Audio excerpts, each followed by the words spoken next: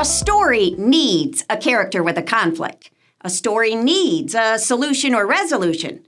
But a story does not need dialogue.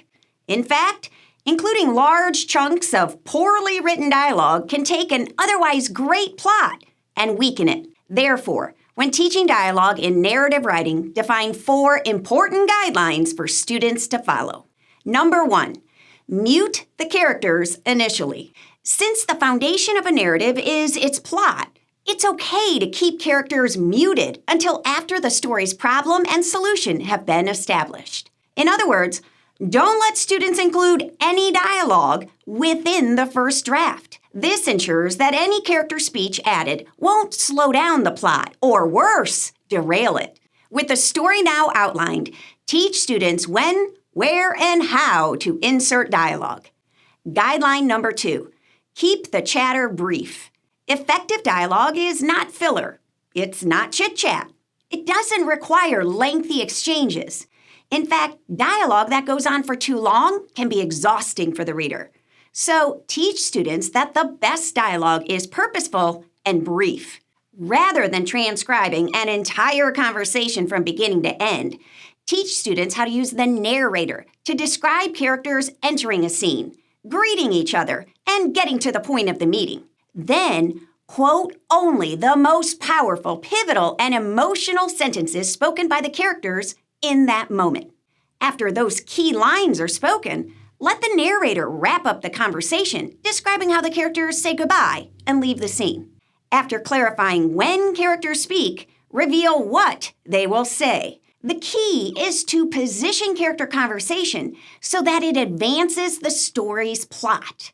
That's guideline number 3. Just like every sentence stated by the narrator keeps the story moving, every sentence spoken by a character should also advance the reader on the story arc. Specifically, look to insert dialogue where the problem is identified, where the problem gets worse, and where the problem climaxes.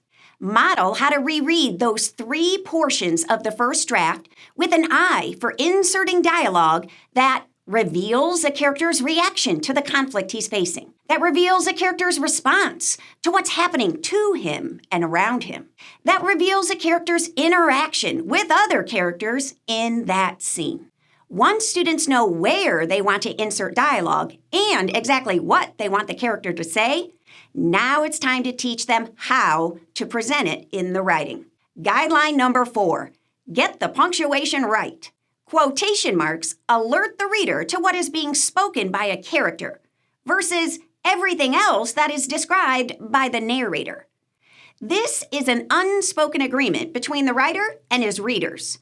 But when students don't punctuate dialogue correctly, the audience struggles to comprehend. The 2 most basic conventions of dialogue are: 1, only the words that come out of the character's mouth go inside quotation marks.